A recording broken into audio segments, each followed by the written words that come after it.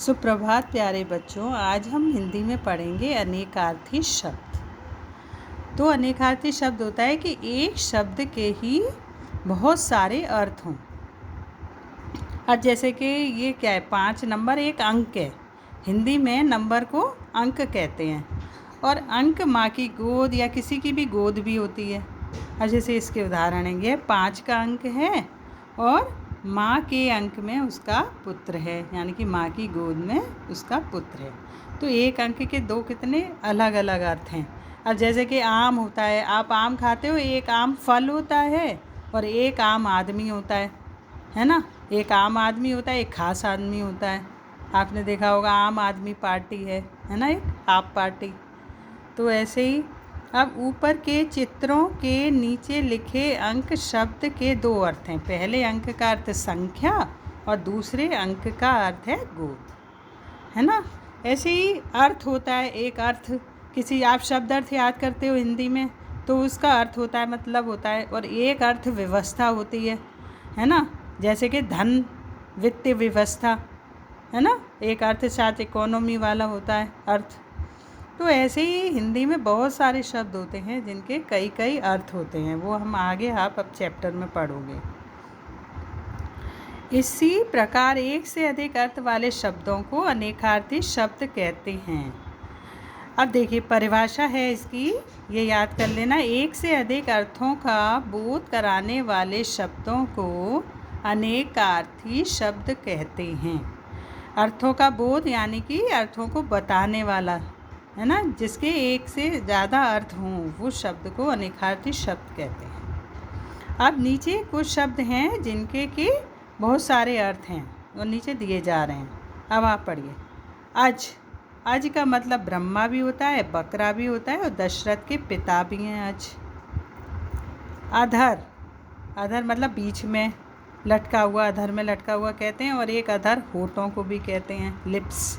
और शून्य यानी कि जीरो को भी कहते हैं अधर। और अर्थ, देखिए अर्थ आ गया। अर्थ का मतलब धन भी होता है, कारण भी होता है, मतलब भी होता है। अब देखिए अल का अर्थ भौरा भी होता है, सखी भी होती है और बिच्छू भी होता है। अब देख रहे हैं एक एक शब्द के कितने अलग अलग अर्थ हैं। एक तो आप शब्द अर्थ याद करते हो, वो तो उसका सेम ही अर्थ होता है, वो अलग चीज़ है, और ये अलग चीज़ है। आप देख रहे हैं एक ही शब्द के अलग अलग अर्थ होना। आप देखिए कनक माने सोना भी है और धतूरा यानी कि जहर भी है। देखो एक कनक के कितने अपोजिट से अर्थ हैं ना। एक तो सोना हो गया, जो सोना धातु होती है ना, जिसकी गहने बनते हैं, ज्वेलरी बनती है, और एक धतूरा यानी कि जहर हो गया। अब सोना आ गया, देखिए ये सोना, एक तो हम सोते हैं रात को, वो नींद हो गई, और एक मूल्यवान धातु यानी कि सोना जिसकी ज्वेलरी बनती है। देखिए अब सोना के कितने हो गए, एक सोना हो गया, ये एक कनक भी हो गया, है ना, सोने को कनक भी कहते हैं। अब कर, देखिए कर माने हाथ भी होते हैं, कहते हैं ना अपने कर कमलों से ये करिए हाथ। और एक कर टैक्स लगता है जो, वो भी, उसे भी कर कहते हैं, है ना। हाउस टैक्स, घर का कर, है ना, इनकम टैक्स, कर भी बोलते हैं उसे। आपकी आमदनी पे कर लगता है, उसे इनकम टैक्स बोलते हैं। खग माने एक पक्षी भी होता है, हवा भी होती है, और देखो तीर भी होता है। कितने अलग अलग अर्थ हैं एक शब्द के। चक्र, चाक, पहिया और चकवा। चक्र, चाक चक्की का जो पहिया घूमता है जिससे कि आटा पिसता है, और एक पहिया तो हो ही गया, चकवा हो गया। अब देखिए पत्र माने चिट्ठी भी होती है, और पेड़ के पत्तों को भी पत्र बोलते हैं, है ना। अब तात माने पिता भी होते हैं और पुत्र भी होते हैं। लो, पिता और पुत्र के लिए एक ही शब्द है तात। देखा हिंदी में कितना कितना अलग अलग मीनिंग होते हैं सब चीज़ों के। अब मित्र भी तात है, भाई भी तात है, पिता भी तात है, पुत्र भी तात है, मित्र भी तात है, भाई भी तात है, सबके लिए तात यूज़ कर सकते हैं। अब नाग माने सांप भी होता है, लो हाथी भी है और केसर भी है। वर्ण माने रंग भी होता है ना, कलर्स को वर्ण भी कहते हैं। कहते हैं ना इसका गौर वर्ण है, इसका सामला वर्ण है, रंग को बोलते हैं। अक्षर भी वर्ण होते हैं।